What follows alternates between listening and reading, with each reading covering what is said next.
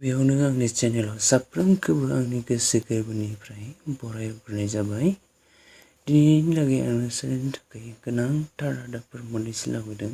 अन्नानै रादाबखौ मोजाङै खोनासंलांदो।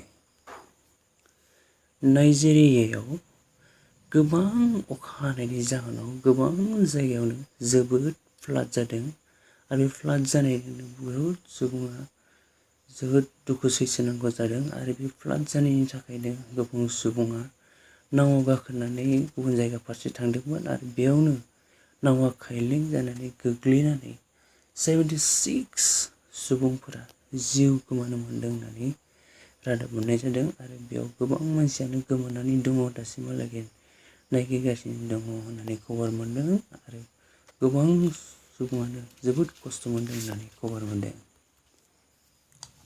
रासिया आरो इउक्रेननि वारआ दासिमबो जोबनानै थाङाखै।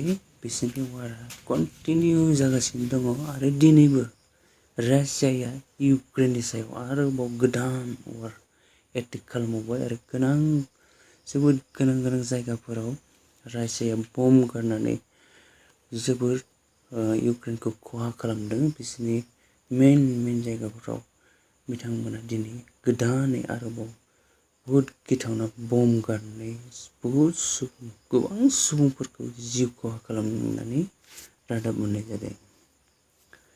उरिष्यायाव बल गेलेबाय थानाय समावनो अखा खोरोमनायजों 2 सुबुङा जायगायावनो जिउ गोमादों होननानै खबर मोन्दों आरो 27 सुबुंफोरा जोखोम जादों होननानै खबर मोन्दों। आरो बेजों जोङो सोलोंनानै लानि जेब्लानाखि अखा खोरोमो जों रावबो जेन जों बाहेरायाव ओंखारा, गावखौनो गाव जों साफ्रोमबो बासायनानै लानि अखा खोरोमनायनिफ्राय।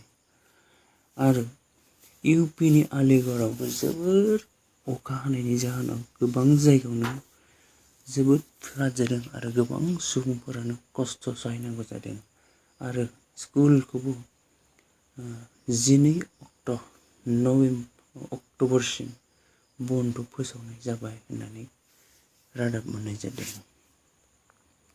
आरो क्रिस्टियान' रनाल्ड' बिथाङा दिनै 700 गल होनानै फार्स्ट वर्ल्ड रेकर्ड खामायनो हाबाय होननानै जों रादाब मोननाय जादों। बिथाङानो बेस्ट प्लेयार फार्स्ट 700 गल प्लेयार होननानै वर्ल्ड रेकर्ड जाबाय होननानै जों रादाब मोननाय जादों।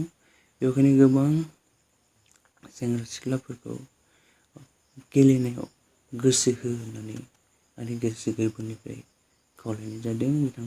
बिथाङा दिनै गावनि जिउआव वर्ल्ड रेकर्ड खामायनानै बेबायदि मुंदांखा जानो हाबाय। दिनैनि रादाबा एसेनोसै। रादाबखौ मोजां मोनोबा भिडिअखौ लाइक खालामदो आरो गुबुनफोरनोबो शेयार होदो आरो साबस्क्राइबबो खालामदो। आंनि बे निउसखौ नायनायनि थाखाय साफ्रोमनिसिमबो थेंक इउ।